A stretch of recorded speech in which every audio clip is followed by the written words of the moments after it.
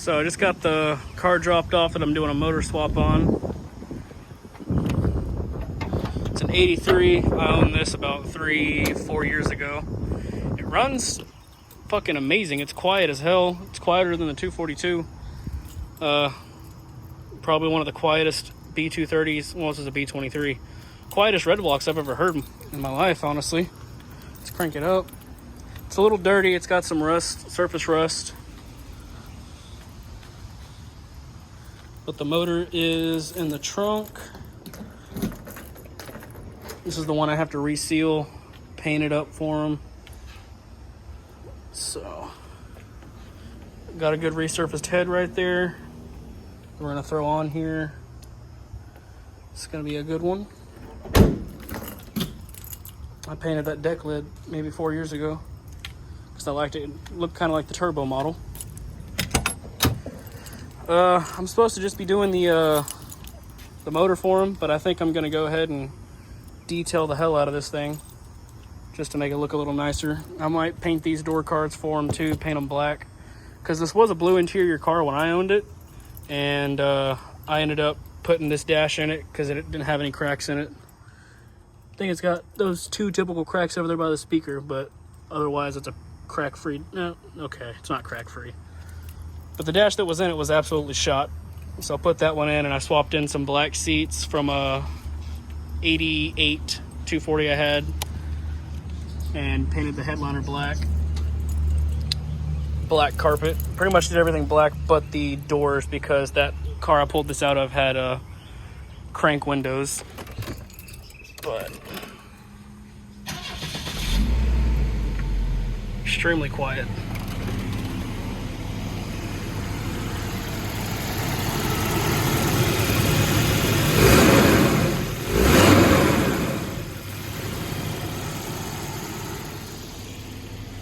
So I'm gonna pull this motor out. Let me cut this off so I can hear. I'm gonna pull this motor out the trunk, get it up on the stand, get it all cleaned off, start putting new gaskets on it, repaint it. And oh yeah, I forgot it. When I had this, I put the single round with the flat hood front end on it, and I never put the right hood latch back on, so it has a flat hood handle, so it's really short. Forgot about that. Gotta kind of slam it to get it to shut. But yeah, let me get started on this other motor, get it all ready to go, and then once Caden comes back with my door here in about an hour, put this door on, get this car moved out, get this one moved in, and start pulling this motor out. Should hopefully have this done by Monday. Today's Friday. We're not doing anything on Sunday just because it's Mother's Day. Might work on it a little bit in the morning or at night, but should be a quick 2-3 day turnaround time for him. But he's not going to be back for a week. He's going to come back next weekend. But I mean, I guess I can take my time with it if he's going to be gone that long, but rather get it done quick and go out and drive it, make sure everything's okay, just so when he does come back, it's ready to go. No surprises. Also, might have to look at the harness on this car just to make sure it's 100% okay, because I never did that when I owned it. But pretty much just going to do a quick rundown on the car. I am going to keep the motor that is in the car at the moment. That's part of our deal. He's paying me, plus I get the motor that's already in the car. Once I put this one in the trunk in the engine bay, that was overcomplicated. But anyways, the motor that's in the car right now is probably going to go in Scotia. I'm going to reseal it, pretty much do the exact same thing I'm doing to this motor. Reseal it, paint it up, make it look nice, you know, get the head resurfaced, all that stuff, new timing belt, full refresh and tune up, and then it'll go in that car. And I still got to finish this one, which I managed to find some injectors going through a box. Found an idler control valve, some alternator brushes, flame trap, brake booster hose, injectors, oil cap and distributor cap. I don't know if these injectors are good. I don't know what they came off of. Now that I think about it, these injectors probably came off of this car. but I doubt it. Maybe. I'll have to get them tested, see if they work. But that's all I got for right now. All right, I'm about to start the disassembly of this motor. After looking over some things, just checking on it, we got a missing vacuum line on the flame trap there. Looks like that has the IPD relocation, or just, you know, had an extension of a hose there to make it easier to service the flame trap. But pretty much got to get this all torn down to the state that this car is at, and then pull the motor. Probably going to pull the motor and trans at the same time, just make it easier. I'm probably not going to film too much on this. I'm just going to film this part and then get the motor out, and then probably just hurry up and bomb through this, because filming this is going to take way too much time. But I'm going to get this pulled out, get the other motor that's in the trunk, put it on the stand, get it painted up, get all these seals installed, new water pump, all that jazz, and hurry up and get it thrown in here so I can start doing all the little things like the harness and stuff. But I mean, I guess I'll record a little bit whenever it's disassembled, but that's about it. We got some bad news about the motor swap. Potentially good news at the same time. I ended up looking at the head that he said he had resurfaced, and as you can see, the surface is not 100% flat.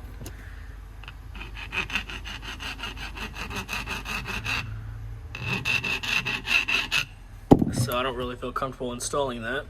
Also with the block, never actually looked at it until just now, the piston side. And after looking in here, just seeing the amount of corrosion in here,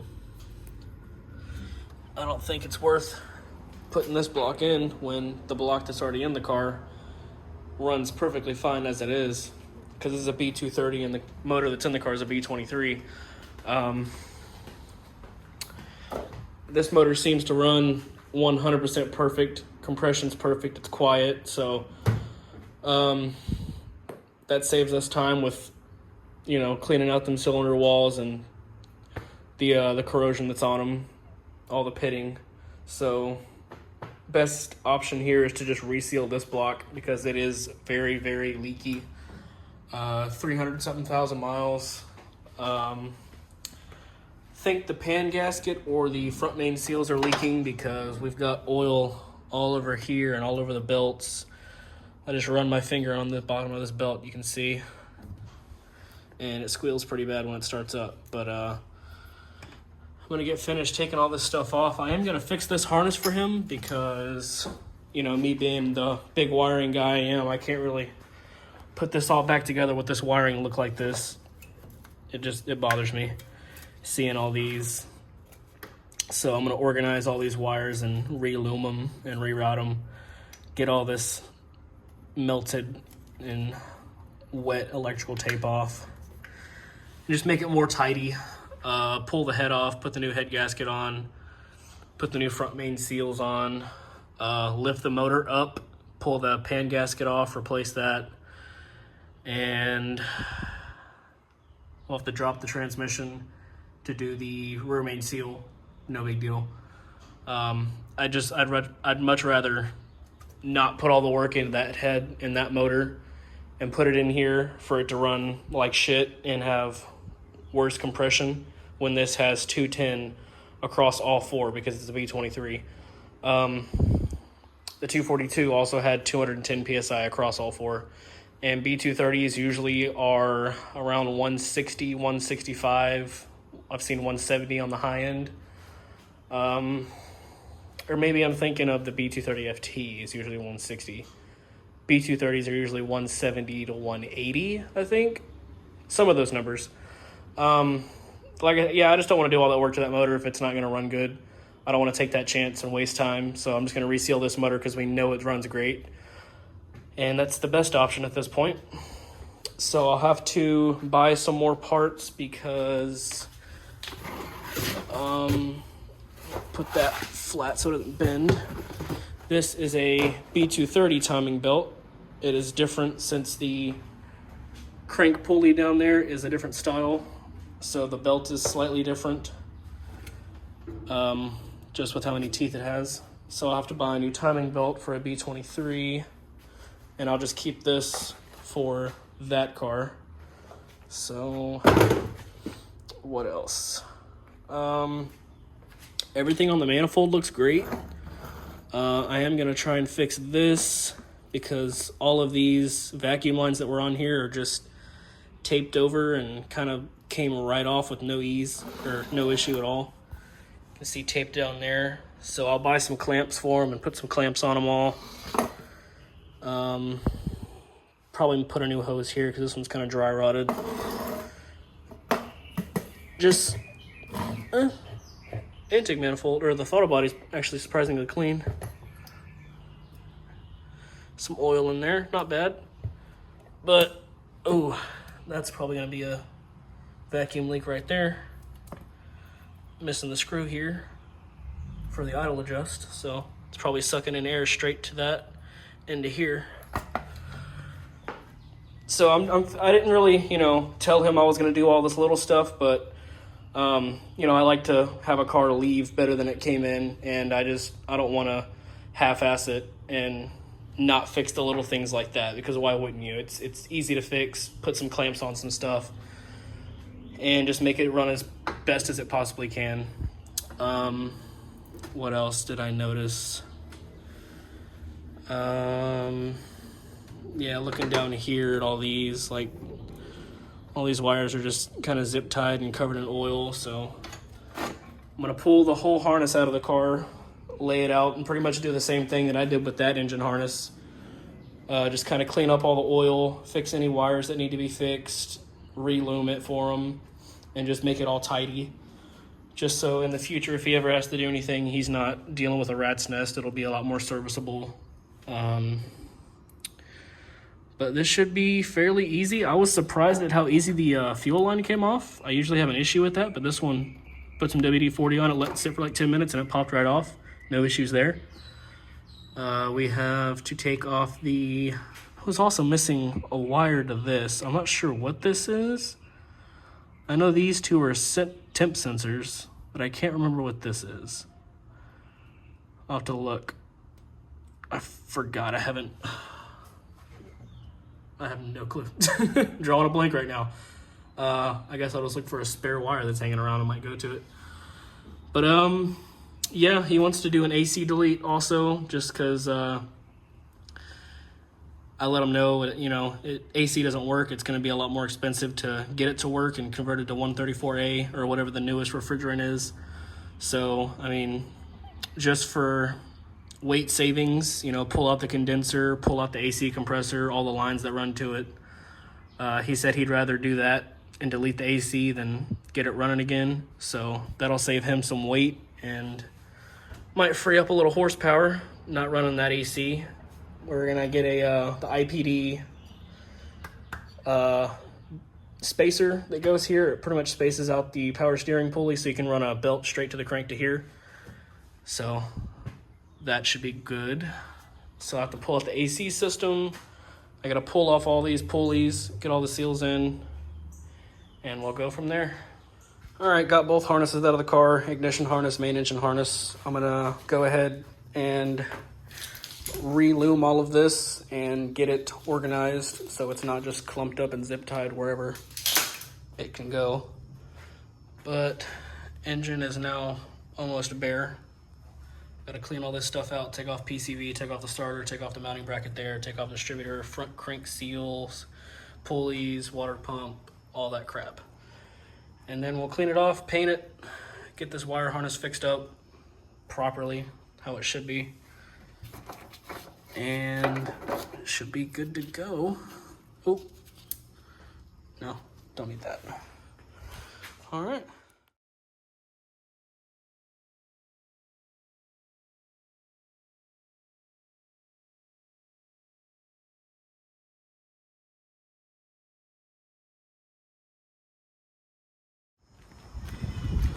Well, we are all finished. Just going through and doing some little things. that he didn't pay me to do, but I'm doing them anyway just because I'm a nice guy. Why not? There we are.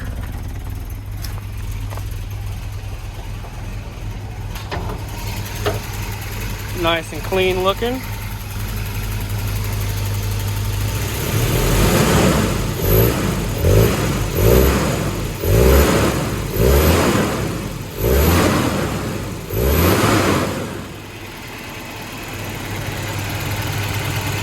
That's one happy motor right there.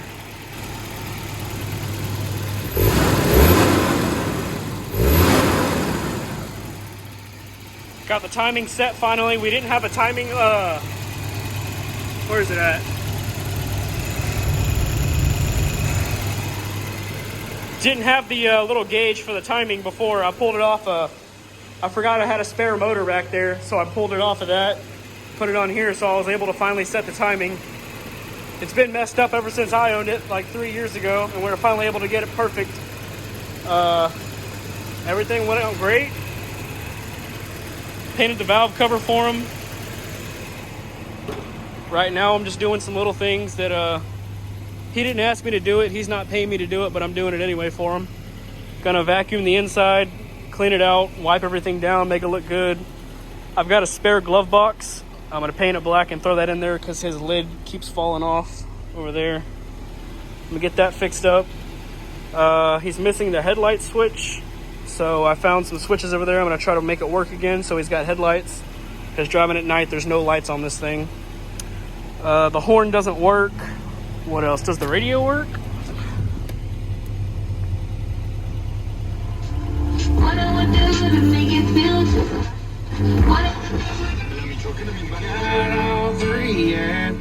Radio works, that's good. Crank sunroof still works good. No overheating. He's missing the speedo needle. That was my fault back when I owned it. Can't remember what I was doing, but I broke the needle off and never fixed it. But now that I've owned a couple more Volvos since then, I've got plenty of spare clusters laying around. So I'm gonna see if I have a needle that fits that, and fix that for him as well so we can tell how fast he's going. What else? Pretty much just cleaning it up for him, making him look nice. See if I can't fix that without breaking it even more than it is. We'll see. Might take it to the car wash, clean it down, get these wheels cleaned up. Sounds like he's got an exhaust leak over here.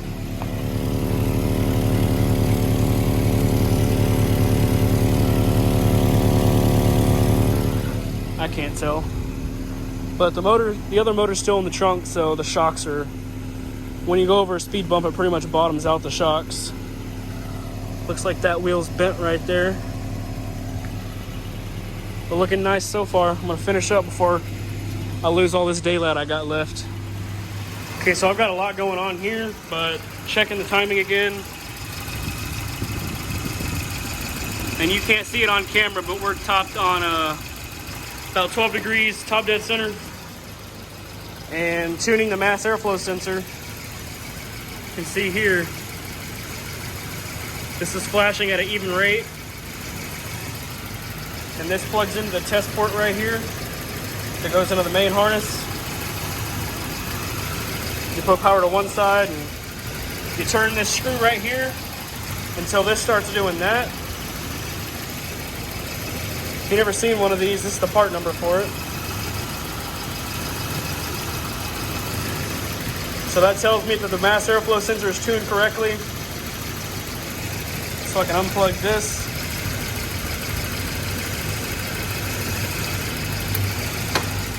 Put that to the side. Timing's done, that's good. Put that to the side.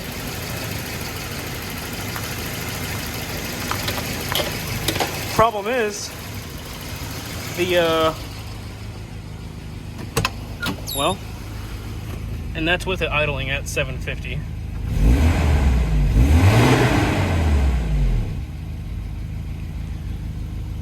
The problem is, that's with the idler control valve unplugged. With it plugged in, it likes to shoot up to 1300, and so I unplugged it, and then I applied 12 volts to the back of the idler control valve to where it closed, and with it closed, it idles perfectly. With it open, it doesn't. So it probably won't restart now, but let's try. Okay, whatever, it started. So I think for right now, I'm just gonna leave that unplugged. I don't know if that's gonna affect anything, but I'll just tighten the clamps, because right now it seems fine.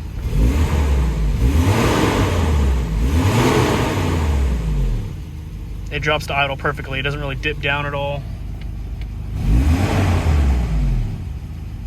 Past 750, it goes straight to 750, and that's perfect. So I'm just gonna leave that unplugged. It tested fine. I ohmed it out, and it was pretty much dead on spec. It opens and closes fine when I used my probe here, so I don't know what the issue is. I even tested the plug that goes to it. You got nothing here, 12 volt in the middle, and then ground in the middle. I don't know if that's correct, but I'm done messing with it. It runs fine, so I'm not going to do anything else to it. I did cap off the vacuum line that runs to the charcoal canister box, just because I'm sure it's probably leaking, so just cap it off. So I'm going to put my clamps back on here and put that back in its little basket and be done with this. So there is one more issue I'd like to address. We've got a high idle, and I did never clean the mass airflow sensor or the idler control valve, so I went and picked up some cleaner for it. Got some brake cleaner and some MAF cleaner. Fixed that. Got some clamps for some vacuum lines. All that's good to go. Got the power steering hooked up. Got the speedometer swapped out with one that has a needle. And I just had to correct that cluster because this one 305 4 something, and this one was at like 125, so I just had to flick the numbers up to make it close enough. So that's good.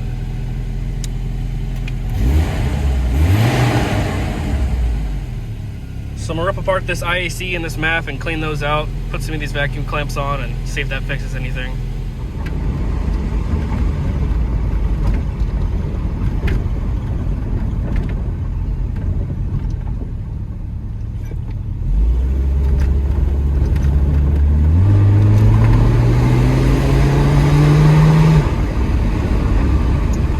Seems to run pretty good. Well, I'm finishing up on the interior. I'm gonna swap out this glove box. I had a tan one laying around, so I painted it black real quick, because this one here, all the tabs are broken on the back and it won't glue back in place. Plus his lock cylinder's messed up, so I got a spare one laying around that'll go right in nicely. Painted that up. We'll get this swapped out and vacuum the interior one more time, then go wash the outside, get these tires shined up for them, and be ready for Monday.